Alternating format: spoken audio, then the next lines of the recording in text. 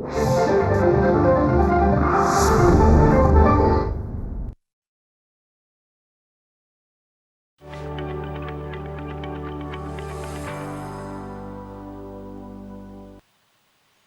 प्यारे माझ्या प्रिय देशवासियों, देशवासियांनो, नमस्कार। नमस्कार. मन की मन बात की के लिए बातसाठी मुझे मला आप सभी आपल्या के बहुत सर्वांकडून सारे पत्र मिले। अनेक पत्र मिळाली. सोशल मीडिया समाज माध्यम और नमो आणि ऐप पर नमो भी ॲपवरही बहुत से अनेक संदेश। संदेश आले आहेत. मैं इसके लिए आपका त्यासाठी मी आपल्या सर्वांचा खूप आभारी आहे. इस कार्यक्रम में हम या सभी कार्यक्रमामध्ये कोशिश आपल्या करते सर्वांचा प्रयत्न हाच असतो हैं कि एक दूसरे की के एकमेकांनी प्रेरणादायी केलेल्या प्रयासों प्रेरणादायी प्रयत्नांविषयी चर्चा व्हावी. जन आंदोलन से जन परिवर्तन की आंदोलनातून गाथा परिवर्तनाची गाथा पूरे देश को संपूर्ण देशाला सांगितली जावी. इसी कड़ी में याच मालिकेत आज आज मी आपल्यासोबत आपल्याशी देश के एक देशात ऐसे झालेल्या जन एका आंदोलन की अशा चर्चा लोक करना चळवळीविषयी चर्चा करू इच्छितो जिसका जिचं देशाच्या प्रत्येक नागरिकाच्या जीवनात खूप महत्त्व आहे. लेकिन उससे पहले मात्र त्याआधी मैं आज की मी आजच्या युवा पिढीला 24-25 24-25 वर्षांच्या युवक युवतींना एक सवाल एक प्रश्न विचारू इच्छितो. और सवाल आणि हा प्रश्न खूप गंभीर आहे और मेरे सवाल आणि तुम्ही सर्वांनी माझ्या या प्रश्नावर जरूर विचार करावा असं मला वाटतं. पता है हे तुम्हा मंडळींना माहिती आहे का माता पिता की ज्यावेळी तुमचे आई वडील तुमच्या वयाचे होते तो एक बार त्यावेळी एकदा उनसे त्यांच्याकडून जगण्याचा अधिकारच काढून घेतला गेला होता. आप सोच रहे हो आपण विचार करत असाल ऐसा कैसे की हो असं कसं काय होऊ शकतं. ये तो हे तर अशक्य आहे. लेकिन मेरे पण नौजवान माझ्या साथियों, नवतरुण मित्रांनो, हमारे आपल्या देश में देशामध्ये मात्र एकदा असं घडलं होतं. ये बरसों पहले काही वर्षांपूर्वी म्हणजेच 1975 सालची ही गोष्ट आहे. उनका वही समय था जून महिन्यात म्हणजे याच काळात लगाई गई थी देशात इमर्जन्सी लावली होती. का लागू किया आणीबाणी लागू करण्यात आली होती. उसमें देश के त्यामध्ये देशातल्या नागरिकांचे सर्व अधिकार काढून घेण्यात आले होते. उसमें से त्यापैकीच एक एक अधिकार होता संविधान घटनेतल्या के कलम आर्टिकल 21 के अंतर्गत तहत सर्व भारतीयांना मिळालेला सभी भारतीयों को राईट मिला to life and personal liberty म्हणजेच जगण्याचा आणि व्यक्ती स्वातंत्र्याचा हक्क. उस समय त्यावेळी भारत के भारतातल्या लोकशाहीला पायदळी तोडवण्याचा प्रयत्न केला गेला. देश की देशातली न्यायालय, प्रत्येक घटनादत्त संस्था, प्रकाशन संस्था, वर्तमानपत्र सब पर अशा सर्वांवर नियंत्रण अंकुश लावण्यात आले होते. सेंसरशिप की या सेन्सॉरशिपमुळे सरकारच्या स्वीकृतीविना काहीही छापणं, प्रसिद्ध करणं शक्य नव्हतं. याद है मला आठवतंय मशहूर गायक त्यावेळी लोकप्रिय गायक किशोर कुमारजी यांनी सरकारची वाहवा करायला नकार दिला म्हणून त्यांच्यावर बंदी घालण्यात आली होती. बैन लगा दिया गया रेडिओवरून त्यांची गच्छंती करण्यात आली होती. लेकिन बहुत असे अनेक प्रकारचे प्रयत्न, हजारों हजारो लोकांना अटक आणि लाखो लोकांवर अत्याचार केल्यानंतरही भारतातल्या लोकांचा लोकशाहीवरचा विश्वास डळमळीत झाला नाही की हा विश्वास कणभरही कमी झाला नाही. भारत के हम लोग भारतातल्या आपल्या लोकांवर से अनेक युगांपासून लोकतंत्र जे लोकशाहीचे संस्कार झाले आहेत, जो लोग सर्वांमध्ये लोकशाहीची जी भावना नसानसात भिनली आहे, आखिरकार शेवटी त्याच भावनेचा विजय झाला. भारत के भारतातल्या लोकांनी लोकतांत्रिक लोकशाही पद्धतीनंच आणीबाणी हटवून इमर्जेंसी को हटा पुन्हा एकदा लोकशाहीची स्थापना केली.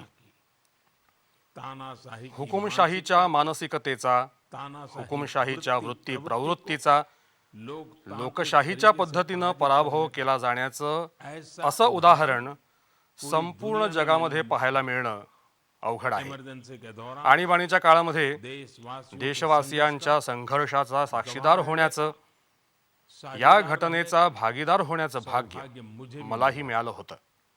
लोकशाहीचा एक सैनिक या नात्यानं आज जब देश आज देश आपल्या स्वातंत्र्याचा 75वा वर्धापन दिन म्हणजेच अमृत महोत्सव साजरा करत असतानाही तो आणीबाणीचा तो भयावह काळही आपल्याला कधीच विसरून चालणार नाही. आने वाली आगामी पिढ्यांनाही त्याचं विस्मरण होऊ नये. अमृत अमृत महोत्सव म्हणजे शेकडो वर्षांच्या गुलामगिरीतून झालेल्या मुक्ततेची विजयी गाथाच आहे असं नाही, बल्कि तर स्वातंत्र्यानंतरच्या 75 वर्षांच्या प्रवासाचाही त्यामध्ये सहभाग आहे. इतिहासाच्या प्रत्येक महत्त्वाच्या टप्प्यांकडून नवं काही शिकून आपण पुढे जात असतो. मेरे प्यारे देश माझ्या प्रिय देशवासियांनो, हम में से आपल्यापैकी कुणीही असा नसेल ज्याच्या जीवनात कधी ना कधी आकाशाशी संबंधित कोणती ना कोणती कल्पना मनात आलेली नसेल. बचपन में लहानपणी प्रत्येकालाच आकाशातल्या चंद्र ताऱ्यांच्या कथा आकर्षित करतात. आकर्षित करती हैं. युवाओं युवा वर्गाकडे आकाशाला गवसणी घालत सपनों को स्वप्नांना साकार करण्याचा पर्याय असतो.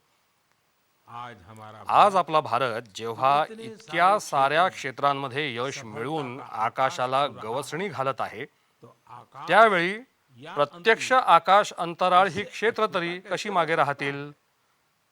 बीते गेल्या काही दिवसांमध्ये आपल्या देशामध्ये हमारे देश अंतराळ क्षेत्राशी संबंधित से जुड़े कई अनेक मोठी कामं झाली आहेत. देश की देशाच्या याच यशापैकी एक म्हणजे इन स्पेस या नावाच्या संस्थेची निर्मिती. एक ऐसी ही एजेंसी एक अशी संस्था आहे जो स्पेस जी अंतराळ क्षेत्रात भारताच्या खासगी अंतराळ क्षेत्रासाठी असलेल्या नव्या संधींना प्रोत्साहन देण्याचं काम करत आहे. शुरुआत में हमारे देश या कामाच्या प्रारंभीच देशातल्या युवा वर्गाला विशेषत्वानं आकर्षित केलं गेलं आहे. बहुत से नौजवान मला अनेक युवक युवतींचे याबद्दलचे संदेश मिळाले आहेत. कुछ दिन पहले काही दिवसांपूर्वीच जब मैं मी जेव्हा इन स्पेसच्या मुख्यालयाचं लोकार्पण करण्यासाठी गेलो होतो, तेव्हा अनेक युवकांच्या स्टार्टअप्सच्या कल्पना, त्यांचा उत्साह बघितला. से काफी त्यांच्याबरोबर मी बराच वेळ बोललो. आप भी जब तुम्हालाही याविषयी, त्यांच्या कामाविषयी जाणून खूप नवल वाटेल. जैसे कि आता अंतराळासंबंधी स्टार्टअप्सची वाढणारी संख्या भीड़ को ही ले आणि या व्यवसायांचं होणारं वेगवान काम यांचा विचार केला तर लक्षात येतं की काही वर्षांपूर्वी आपल्या देशामध्ये अंतराळ क्षेत्रामधल्या स्टार्टअप्स विषयी कुणी साधा विचारही करत नव्हतं. नहीं था. आज आज त्यांची संख्या 100हून जास्त आहे. 100 से भी ज्यादा है. हे सर्व स्टार्टअप्स स्टार्टअप इतक्या नाविन्यपूर्ण कल्पनांवर काम करत आहेत काम कर रहे हैं की त्याविषयी याआधी कुणी विचारही करत नसायचं. तो सोचा ही नहीं जाता था. खाजगी क्षेत्रासाठी तर अशा गोष्टी करणं केवळ अशक्य आहे असंच मानलं जात होतं. उदाहरण के लिए याचं उदाहरण म्हणून चेन्नई आणि हैदराबादच्या 2 स्टार्टअप्सचं देता येईल. अग्निकुल अग्निकुल आणि स्काय रूट हे ते 2 स्टार्टअप्स लॉन्च लॉन्च व्हेकल म्हणजेच प्रक्षेपण वाहनं विकसित करत आहेत. पेलोड्स त्यामुळे अंतराळामध्ये लहान पेलोड्स घेऊन जाता येतील. स्पेस लॉन्च यामुळे अंतराळ प्रक्षेपणाचा खर्च खूप कमी होईल असा अंदाज आहे.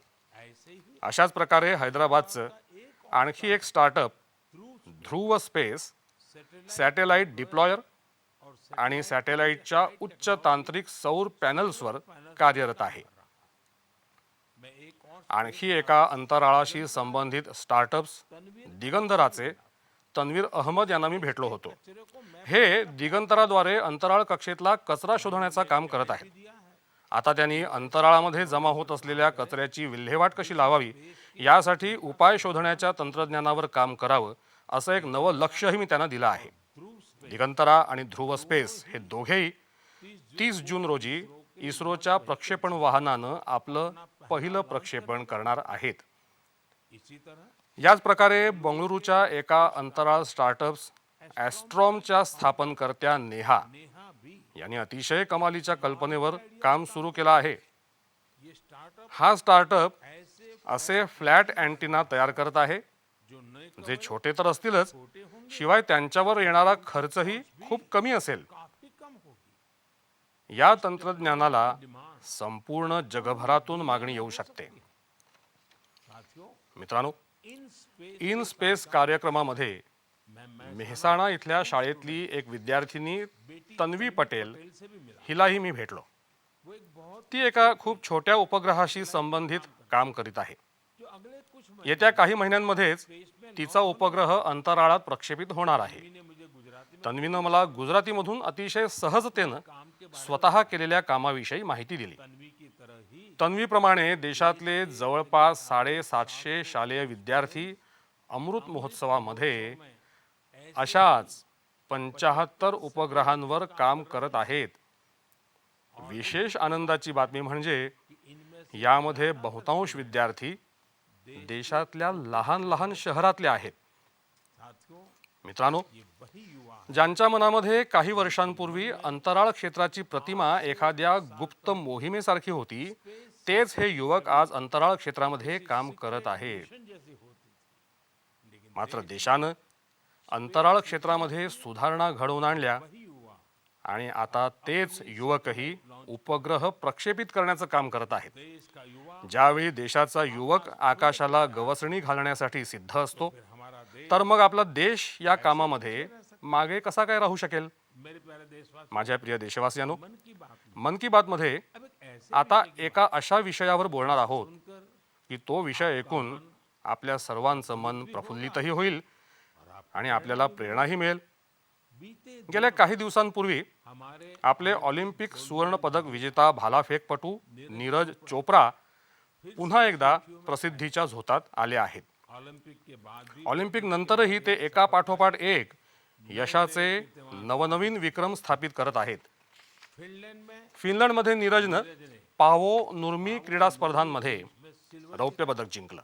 यही नहीं इतकंच नाही तर त्यांनी आपलाच जॅव्हेलिन थ्रोचा म्हणजेच भालाफेकीचा विक्रम मोडला आहे.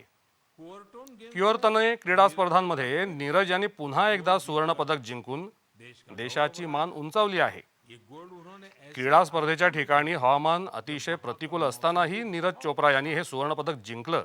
यही हौसला असं प्रचंड धैर्य दाखवणं के युवा की हीच आजच्या युवकाची खरी ओळख आहे. स्पोर्ट्स स्टार्टअप्स पासून ते क्रीडा जगतापर्यंत युवा भारताचे युवक युवती नवनवीन विक्रम करत आहेत. अभी हाल में ही आयोजित अलीकडेच आयोजित केलेल्या खेलो इंडिया युवा क्रीडा स्पर्धेतही आपल्या खेळाडूंनी अनेक नवनवीन विक्रम नोंदवले आहेत. आपको जानकर अच्छा या खेळांमध्ये एकूण नवीन 12 विक्रम नोंदवले गेले. सारा रिकॉर्ड इतकंच नाही तर यापैकी 11 विक्रम महिला खेळाडूंच्या नावावर जमा झाले आहेत.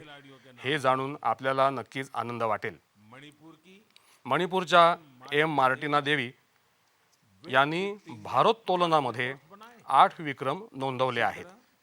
याचप्रमाणे संजना, सोनाक्षी आणि भावना यांनीही आपले वेगवेगळे नवे विक्रम स्थापित केले आहेत. अपनी मेहनत आगामी काळामध्ये आंतरराष्ट्रीय क्रीडा स्पर्धांमध्ये भारताची पतप्रतिष्ठा किती वाढणार आहे हे या खेळाडूंनी आपल्या कठोर परिश्रमाने दाखवून दिलं आहे. बढ़ने वाली है या सर्व क्रीडापटूंचं मी अभिनंदन करतो भी देता हूँ आणि त्यांना भविष्यातल्या स्पर्धांसाठी शुभेच्छाही देतो. भी देता हूँ साथियों मित्रांनो, खेलो खेलो इंडिया युवा स्पर्धेची आणखी एक विशेष गोष्ट म्हणजे बार भी यावेळीही असे अनेक प्रतिभावान खेळाडू समोर आले जे अत्यंत सामान्य कुटुंबातून आले आहेत. इन खिलाड़ियों ने त्यांनी आपल्या जीवनामध्ये खूप कठीण संघर्ष केला और सफलता आणि यशोशिखर गाठलं. इनकी त्यांच्या यशामध्ये इनके त्यांचे कुटुंबीय और आणि त्यांच्या मातापित्यांचंही मोठं योगदान आहे. 70 70 किलोमीटर सायकलिंग स्पर्धेमध्ये सुवर्ण पदक जिंकणारा श्रीनगरचा आदिल अल्ताफ याचे वडील शिवणकाम करतात. काम करते हैं लेकिन उन्होंने मात्र त्यांनी आपल्या मुलाचं स्वप्न पूर्ण करण्यासाठी कोणतीही कसर शिल्लक ठेवली नाही. आज आज आदिल ने आदिलनं अपने आपल्या पित्याची मान उंचावली आहे आणि संपूर्ण जम्मू काश्मीरसाठी अभिमानास्पद कामगिरी केली आहे. वेट लिफ्टिंग में भारोत्तोलनामध्ये सुवर्ण पदक जिंकणारा चेन्नईचा एल धनुषचे वडीलही पिता भी सर्वसाधारण सुतारकाम करतात. कारपेंटर है. सांगलीची कन्या की काजोल काजोल सरगारचे वडील उनके पिता चहा विक्रीचं काम करतात. मेरे का काम करते हैं. काजोल आपल्या वडिलांच्या कामात मदतही करते आणि भारोत्तोलनाचा सरावही करते. उनकी और उनके तिने आणि तिच्या कुटुंबानं घेतलेले परिश्रम कारणी लागले काजोल ने आणि काजोलनं वेट लिफ्टिंग भारोत्तोलनात सर्वांकडून शाबासकी मिळवली. ठीक इसी अगदी याचप्रमाणे नवलपूर्ण काम रोहतकच्या तनूनं केलं आहे. तनु के पिता तनूचे वडील राजबीर सिंह रोहतकमध्ये एका शाळेच्या बसचे चालक आहेत. तनु ने तनूनं कुस्तीमध्ये सुवर्णपदक जिंकून आपलं आणि आपल्या कुटुंबाचं, आपल्या वडिलांचं स्वप्न अपने सत्यामध्ये उतरवून दाखवलं. सपना सच करके दिखाया. साथियों मित्रांनो, क्रीडा जगतामध्ये आता भारतीय क्रीडापटूंचा दबदबा तर वाढतो आहेच, साथ ही त्याचबरोबर भारतीय क्रीडा प्रकारांनाही नवीन ओळख मिळत आहे. जैसे कि यंदा खेलो इंडिया युवा क्रीडा स्पर्धांमध्ये यूथ गेम ऑलिम्पिकमध्ये होणाऱ्या स्पर्धांशिवाय होने वाली 5 स्वदेशी क्रीडा स्पर्धांचाही समावेश केला होता. शामिल हुए थे. हे 5 खेळ आहेत गतका, गतका, थांगता, थांगता, योगा, योगासन, कलरिया कलरियापट्टू और आणि मल्लखांब. साथियों, मित्रांनो, भारत भारतामध्ये अशा प्रकारची क्रीडा स्पर्धा भरवण्यात येणार आहे जा रहा है की ज्या खेळांचा जन्म खेल का जन्म अनेक युगांपूर्वी आपल्याच देशामध्ये झाला होता. हमारे ही देश में हुआ था. या स्पर्धेचं आयोजन 28 जुलैपासून होत आहे. ही स्पर्धा आहे बुद्धिबळ ऑलिम्पियाड. शतरंज ओलंपियाड का. यावेळी इस बार बुद्धिबळ ऑलिम्पियाडमध्ये शतरंज ओलंपियाड में 180 पेक्षा जास्त देश भाग घेत आहेत. हिस्सा ले रहे हैं. खेळ खेल और आणि तंदुरुस्ती या विषयावरची आजची आपली ही चर्चा आणखी एका व्यक्तीचं नाव घेतल्याशिवाय पूर्ण होऊ शकणार नाही. नाम है हे नाव आहे तेलंगणाची गिर्यारोहक पूर्णा मालावथचं. पूर्णा ने पूर्णा यांनी 7 7 समिट्स चॅलेंज पूर्ण करून कामयाबी यशाचा आणखी एक ध्वज फडकवला आहे. 7 समिट 7 समिट्स चॅलेंज म्हणजे जगातल्या सर्वात अवघड आणि सर्वात उंच 7 पर्वतांवर चढाई करण्याचं आव्हान पूर्ण करणं. पूर्णा ने पूर्णा यांनी आपल्या दुर्दम्य धाडसानं उत्तर अमेरिकेतल्या सर्वात उंच पर्वतावर माउंट देनालीवर चढाई यशस्वी करून दाखवली आणि देशाचा अभिमान वाढवला.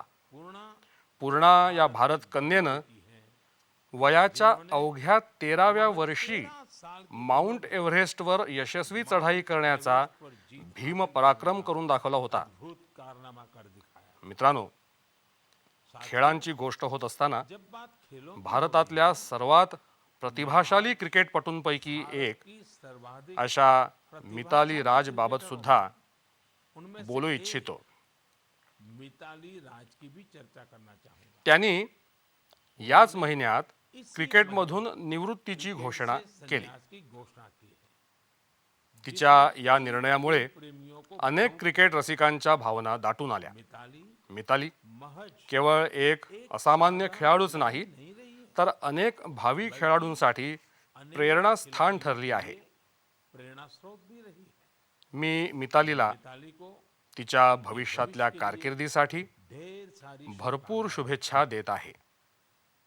मेरे प्यारे देश माझ्या प्रिय देशवासियांनो, हम मन की बात आपण मन की बातमध्ये वेस्ट टू कचऱ्याचं रूपांतर संपत्तीत कसं करायचं या बाबतीतल्या यशस्वी प्रयत्नांबद्दल चर्चा करत आलो आहोत. असंच एक उदाहरण आहे मिझोरमची राजधानी ऐझवालचं. आइजवाल में एक ऐझवालमध्ये खूपच सुंदर नदी आहे, चीटे लुई चिटे लुई. जो बरसों अनेक वर्षांच्या उपेक्षेमुळे ही सुंदर नदी घाण आणि कचऱ्याचं आगार बनली. पिछले कुछ वर्ष गेल्या काही वर्षांपासून इस नदी या नदीला वाचवण्याचे प्रयत्न सुरू झाले आहेत. शुरू हुए हैं. यासाठी स्थानिक संस्था, स्वयंसेवी संस्था आणि स्थानिक लोक मिलकर या सर्वांनी मिळून चिटे लुई बचाव एक्शन ही कृती योजना चालवली आहे. नदी की सफाई नदी स्वच्छतेच्या या मोहिमेमुळे वेस्ट से कचऱ्यापासून संपत्ती निर्मितीची एक संधी निर्माण झाली आहे. असल खरं तर नदी में या नदीत आणि तिच्या किनाऱ्यावर खूप मोठ्या प्रमाणावर प्लास्टिक आणि पॉलिथिनचा कचरा भरला होता. नदी को नदी वाचवण्यासाठी काम करणाऱ्या संस्थांनी काम कर रही या पॉलिथिन पासून इसी रस्ता बनवण्याचा निर्णय घेतला. दिया. यानी जो म्हणजेच नदीतून काढलेल्या कचऱ्यानं उससे मिझोरमच्या एका गावात राज्यातला पहिला प्लास्टिक रस्ता तयार झाला. यानी म्हणजे काय स्वच्छता तर स्वच्छताही और विकास. आणि विकास सुद्धा. साथियों, मित्रांनो, ऐसा ही एक असाच एक प्रयत्न पुद्दुचेरीच्या युवकांनीही गाँव ने भी आपल्या स्वयंसेवी संस्थांच्या माध्यमातून सुरू केला आहे. पुडुचेरी पुद्दुचेरी समुद्र समुद्र किनाऱ्यावर वसला आहे. वहाँ के बीच इथले समुद्र किनारे आणि सागरी सौंदर्य न्याहाळण्यासाठी बड़ी संख्या खूप मोठ्या संख्येनं लोक येत असतात. लेकिन मात्र पुद्दुचेरीच्या समुद्र किनाऱ्यावरही प्लास्टिक प्लास्टिकमुळे होणारी घाण वाढत होती. इसलिए त्यामुळे आपला समुद्र, समंदर आपले समुद्र किनारे इकोलॉजी को आणि एकंदर नैसर्गिक परिसंस्थेला वाचवण्यासाठी इथल्या लोकांनी बचाने रिसायकलिंग फॉर लाईफ म्हणजे चांगल्या आयुष्यासाठी पुनर्वापर ही मोहीम सुरू केली. आज आज पुद्दुचेरीच्या कराईकलमध्ये में हजारो किलो कचरा प्रत्येक दिवशी गोळा केला जातो आणि त्याचं विलगीकरण केलं जातं. किया जाता है इसमें जो यातल्या सेंद्रिय कचऱ्यापासून उससे खत तयार केलं जातं, तर इतर कचरा वेगळा करून चीजों को अलग कर त्यावर प्रक्रिया करून रिसाइकल पुनर्वापर केला जातो. इस तरह अशा प्रकारचे प्रयत्न प्रेरक तर आहेतच, सिंगल शिवाय त्यामुळे एकदा वापरून फेकून द्यायच्या प्लास्टिक विरोधातल्या भारताच्या मोहिमेलाही चालना मिळते. साथियों मित्रांनो, इस समय आता यावेळी आपल्याशी गप्पा करत असताना हिमाचल प्रदेशात एक अनोखी अशी सायकलिंग यात्रा सुरू आहे. मैं इस त्याविषयी सुद्धा मी आपल्याला काही सांगू इच्छितो. स्वच्छता का संदेश स्वच्छतेचा संदेश घेऊन सायकल स्वारांचा एक चमू शिमला से सिमल्यापासून मंडीपर्यंत सायकल यात्रा करत आहे. डोंगराळ रस्त्यांवर जवळपास 175 किलोमीटरचं हे अंतर हे लोक सायकलवरून पूर्ण करतील. ये ही पूरी करेंगे. या चमूत लहान मुलंही आहेत आणि वयस्कर व्यक्ती सुद्धा आहेत. हमारा आपलं पर्यावरण स्वच्छ राहिलं, हमारे आपले डोंगर, नद्या, समुद्र स्वच्छ राहिले स्वच्छ रहे. तर आपलं आरोग्यही तितकंच निरोगी होत जातं. आप मुझे आपण मला अशा प्रकारच्या प्रयत्नांबद्दल अवश्य लिहित राहा. रहिए. माझ्या प्रिय देशवासियांनो, हमारे देश आपल्या देशात आता मान्सून सक्रिय होऊ लागला आहे, लगातार विस्तार पुढे सरकत आहे. अनेक अनेक राज्यांमध्ये पाऊस पाणी वाढत आहे. ये समय त्यामुळे ही वेळ जल जल आणि जल संरक्षणाच्या दिशेनं विशेष प्रयत्न करण्याची सुद्धा आहे. का भी है. हमारे आपल्या देशात शतकानुशतकं ही जबाबदारी आपला समाज एकत्रितपणे उचलत आला आहे. आपको याद हो आपल्या लक्षात असेलच, मन की बात मध्ये आपण एकदा स्टेप वेल्स म्हणजेच पायऱ्यांच्या विहिरींच्या वारसाबद्दल चर्चा केली होती. बावड़ी पायऱ्यांची विहीर म्हणजेच बाव अशा मोठ्या विहिरीला म्हटलं जातं, ज्या विहिरीत पाण्यापर्यंत उतरण्यासाठी पायऱ्या बांधलेल्या असतात. स्थान के उदय राजस्थानच्या उदयपूरमध्ये अशीच एक अनेक शतकं जुनी विहीर आहे, सुलतान की बावडी. इसे राव ही विहीर राव सुलतान सिंह यांनी बांधली होती. मात्र उपेक्षेमुळे हळूहळू हे ठिकाण वैराण होत गेलं ये जगह आणि कचऱ्याच्या ढिगाऱ्यामध्ये तिचं रूपांतर झालं. कचरे के ढेर में तब्दील हो गई. एक दिवस काही तरुण एक दिन कुछ युवा असेच फिरत फिरत या विहिरीपर्यंत पोहोचले बावड़ी तक पहुंचे. आणि तिची ही दुरवस्था बघून त्यांना खूप दुःख झालं. इन युवाओं या तरुणांनी त्याच वेळी सुलतान की बावडीचं एकंदर रंगरूप और तक आणि नशीबच बदलण्याचा संकल्प केला. उन्होंने त्यांनी अपने इस आपल्या या मोहिमेला नाव दिलं सुल्तान सुलतान से सूरतान. आप सोच आता आपण विचार करत असाल ये की हा सूर तान काय प्रकार आहे. दरअसल ते असं आहे की आपल्या कठोर परिश्रमांनी या तरुणांनी ना सिर्फ या विहिरीचा पूर्ण कायापालट तर केलाच, बल्कि सोबत तिला संगीताचे सूर आणि तान यांची सुद्धा जोड दिली आहे.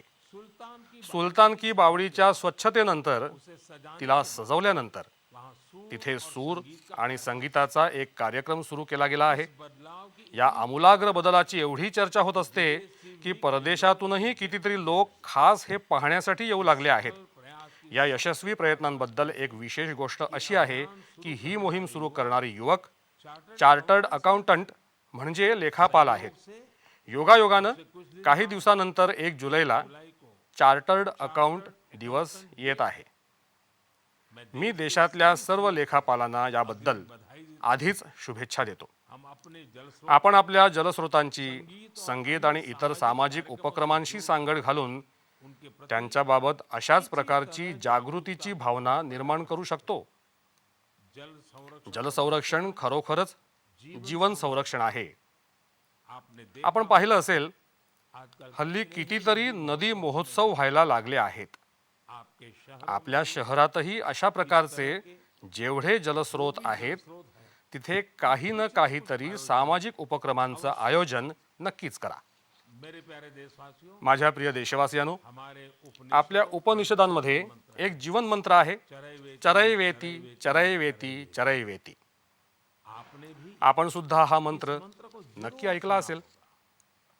इसका अर्थ है याचा अर्थ आहे चलते रहो, पुढे चालत राहा, चलते रहो. चालत राहा.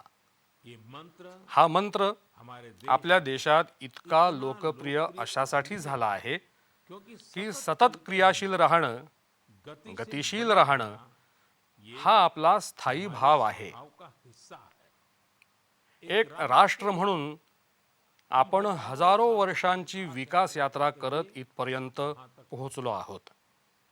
एक समाज एका समाजाच्या रूपात आपण नेहमीच नवे विचार, विचारों, नव्या बदलांचा स्वीकार करत आगेकूच करत राहिलो आहोत. इसके पीछे या पाठी आपली सांस्कृतिक गतिशीलता आणि यात्रांचं खूप मोठं योगदान आहे. इसलिए तो म्हणूनच तर आपल्या ऋषीमुनींनी मुनियों ने तीर्थयात्रांसारख्या धार्मिक जबाबदाऱ्या जिम्मेदारियां पुढच्या पिढ्यांकडे सुपूर्द केल्या होत्या. अलग अलग तीर्थ वेगवेगळ्या प्रकारच्या तीर्थयात्रा तर आपण सगळे करतच असतो. आपने देखा आपण बघितलंय यावेळी चारधाम यात्रेत कसे मोठ्या प्रमाणात भाविक सहभागी झाले आहेत. बड़ी संख्या में श्रद्धालु शामिल हुए. आपल्या देशात हमारे देश में वेळोवेळी समय वेगवेगळ्या ठिकाणी अलग देव यात्राएं देवयात्रा सुद्धा होतात. देव यात्रा देवयात्रा म्हणजे ज्यात केवळ श्रद्धाळूच नाहीत ही नहीं, तर आपले देवही यात्रेसाठी निघतात. यात्रा पर निकलते हैं. काही दिवसांतच कुछ ही दिनों 1 जुलैला देशात भगवान जगन्नाथांची प्रसिद्ध यात्रा सुरू होणार आहे. शुरू होने जा रही है. ओदिशात जगन्नाथपुरीची यात्रा तर सर्व देशवासियांना चांगलीच माहीत आहे. लोगों का प्रयास लोकांचा प्रयत्न हाच असतो की या निमित्तानं पुरीला जायचं भाग्य लाभावं. दूसरे राज्य इतर राज्यांमध्ये सुद्धा जगन्नाथ यात्रा मोठ्या उत्साहात काढल्या जातात. निकाली जाती है. भगवान जगन्नाथ यात्रा जगन्नाथ यात्रा आषाढ महिन्याच्या 8 महीने शुक्ल द्वितीयेपासून सुरू होते. आपल्या ग्रंथांमध्ये आषाढस्य द्वितीय दिवसे रथयात्रा रथ यात्रा अशा प्रकारचं वर्णन तरह संस्कृत श्लोकांमध्ये आढळतं. मिलता है. गुजरात के गुजरातमध्ये अहमदाबाद इथेही दरवर्षी आषाढ़ आषाढ द्वितीयेपासून रथयात्रा निघते. मैं गुजरात में मी गुजरातमध्ये असताना मलाही या यात्रेमध्ये प्रत्येक वर्षी सेवा करण्याचं भाग्य लाभत होतं. आषाढ़ आषाढ द्वितीयेलाच आषाढ बीज असंही म्हटलं जातं. इस दिन से या दिवसापासूनच कच्छ का कच्छ नववर्ष सुद्धा सुरू होतं. मैं मेरे सभी मी माझ्या सर्व कच्छी बंधू भगिनींना वर्ष की नववर्षाच्या शुभेच्छा देतो. देता हूं. मेरे लिए इस माझ्यासाठी हा दिवस आणखी एका गोष्टीसाठी खूप विशेष आहे. मला आठवतं आषाढ़ द्वितीय आषाढ द्वितीयेच्या 1 दिवस आधी यानी आषाढ़ म्हणजे आषाढ प्रतिपदेला गुजरात में आम्ही गुजरातमध्ये एक संस्कृत एक संस्कृत उत्सव सुरू केला, ज्यात संस्कृत भाषेतून गीत संगीत गीत आणि सांस्कृतिक कार्यक्रम होतात. इस आयोजन या कार्यक्रमाचं नाव आहे आषाढ़ आषाढस्य प्रथम दिवसे. उत्सव को ये या उत्सवाला हे विशेष नाव देण्यामागे एक कारणही आहे. दरअसल खरं म्हणजे संस्कृत संस्कृतमधले महान कवी कालिदास यांनी आषाढ महिन्यापासूनच वर्षा के वर्षा ऋतूच्या आगमनावर मेघदूतम हे काव्य लिहिलं होतं. मेघदूतम में मेघदूतम मध्ये एक श्लोक आहे, आषाढ़स्य आषाढस्य प्रथम दिवसे मेघम मेघम आश्लिष्ट सानुम. यानी म्हणजेच आषाढ़ ढगांनी लपेटलेली आच्छादलेली पर्वत शिखर. यही श्लोक हाच श्लोक या सांस्कृतिक कार्यक्रमाच्या आयोजनाचा आधार आहे. मित्रांनो, अहमदाबाद असो नाहीतर पुरी, भगवान जगन्नाथ आपल्या या यात्रेद्वारे आपल्याला कितीतरी गहिरे मानवी संदेश देत असतात. भगवान जगन्नाथ भगवान जगन्नाथ स्वामी तो है, या अखिल विश्वाचे स्वामी तर आहेतच, मात्र त्यांच्या यात्रेत गरीब वंचित यांचं मोठं योगदान असतं. भगवान भी समाज भगवान सुद्धा समाजातला प्रत्येक वर्ग, प्रत्येक स्तरातल्या व्यक्तीसोबत चालत असतात. अशाच प्रकारे आमच्या देशात जितनी जितक्या प्रकारच्या यात्रा होतात त्या सर्व यात्रांमध्ये गरीब, श्रीमंत, उच्च, नीच असे कुठलेच भेदभाव आढळत नाहीत. सारे भेदभाव या सर्व भेदभावांच्या पलीकडे असलेली ही यात्रा म्हणूनच सर्वतोपरी अशी असते. जैसे कि जसं आपण महाराष्ट्रातल्या पंढरपूरच्या यात्रेबद्दल नक्कीच ऐकलं असेल. पंढरपुर पंढरपूरच्या यात्रेत कोणीच मोठा नसतो, न बड़ा कोणीही छोटा नसतो. प्रत्येक जण वारकरी असतो, भगवान विठ्ठलाचा सेवक असतो. अभी 4 दिन बाद आता 4 दिवसानंतर जून 30 जून पासून अमरनाथ यात्रा अमरनाथ यात्रा सुद्धा सुरू होणार आहे. पूरे देश से संपूर्ण देशातले भाविक अमरनाथ यात्रा अमरनाथ यात्रेसाठी जम्मू काश्मीरात पोहोचतात. जम्मू कश्मीर के जम्मू काश्मीरातले स्थानिक लोक तेवढ्याच श्रद्धेनं या यात्रेची, यात्रेकरूंची जबाबदारी खांद्यावर पेलतात आणि तीर्थयात्रेसाठी सहयोग देतात. साथियों मित्रांनो, दक्षिण दक्षिण भारतात असंच महत्त्व सबरीमाला यात्रेचं सुद्धा आहे. सबरीमाला की पहाड़ियों सबरीमालाच्या डोंगर रांगांमध्ये भगवान अय्यप्पांचं दर्शन घेण्यासाठी संपूर्णपणे जंगलानं वेढलेला रस्ता असतानापासून ही यात्रा सुरू झाली. जंगलों से घिरा रहता आजही लोक जेव्हा यात्रेसाठी जातात इन यात्राओं में जाते तेव्हा या यात्रेसाठीच्या धार्मिक अनुष्ठानापासून ते मुक्कामाच्या व्यवस्थेपर्यंत गरीबों के लिए गरिबांसाठी कितीतरी रोजगाराच्या संधी निर्माण होतात. यानी म्हणजेच यात्राएं यात्रा वास्तविकपणे आपल्याला गरिबांची सेवा करण्याची संधी देतात आणि गरिबांसाठीही त्या तितक्याच हितकारक ठरतात. म्हणूनच तर देश सुद्धा आता या अशा प्रकारच्या आध्यात्मिक यात्रांमध्ये भाविकांसाठी सुविधा वाढवण्यावर एवढा भर देत आहे. आप भी आपण सुद्धा अशाच प्रकारच्या एखाद्या यात्रेसाठी गेलात आपको तर आपल्याला अध्यात्मासोबतच एक भारत श्रेष्ठ भारतचं सुद्धा दर्शन होईल. मेरे प्यारे देशवासी माझ्या प्रिय देशवासियांनो, हमेशा की नेहमीप्रमाणेच यावेळीही मन की बातच्या माध्यमातून आपल्या सर्वांशी सोबत साधण्याचा हा अनुभव बहुत ही खूपच सुखद राहिला. हमने देश आपण देशवासियांचं यश आणि विविध क्षेत्रातल्या त्यांच्या फलदायी कामगिरीबद्दल चर्चा केली. हे सर्व करत असतानाच आपल्याला कोरोनाला दूर ठेवण्यासाठी बाळगायच्या खबरदारीकडे सुद्धा लक्ष पुरवायचं आहे. खरं तर समाधानाची बाब ही आहे की आज देशात लसींचं व्यापक असं संरक्षक कवच उपलब्ध आहे. 200 करोड़ आपण लसींच्या 200 कोटी मात्रांपर्यंत पोहोचलो आहोत. देश में तेजी देशात वेगानं प्रिकॉशन डोस म्हणजेच वर्धक मात्राही दिल्या जात आहेत. आपकी जर दुसऱ्या मात्रेनंतर प्रिकॉशन आता आपली वर्धक मात्रा घेण्याची वेळ आली असेल तर आपण ही तिसरी मात्रा सुद्धा अवश्य घ्या. अपने परिवार आपल्या कुटुंबातल्या सदस्यांना, विशेष करून ज्येष्ठांना ही वर्धक मात्रा नक्की द्या. हमें हाथों आपल्याला हातांची स्वच्छता आणि मास्क म्हणजेच मुखपट्टीसारखे खबरदारीचे उपाय सुद्धा अनुसरायचेच आहेत. बारिश के मौसम में आपल्याला या पावसाच्या दिवसात आजूबाजूला पसरणाऱ्या अस्वच्छतेमुळे होणाऱ्या आजारांपासूनही सावध राहायचं आहे.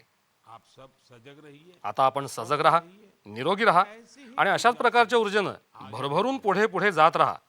अगले महीने पुढल्या महिन्यात आपण पुन्हा एकदा भेटू. तोपर्यंत खूप खूप आभार. बहुत धन्यवाद. नमस्कार. नमस्कार.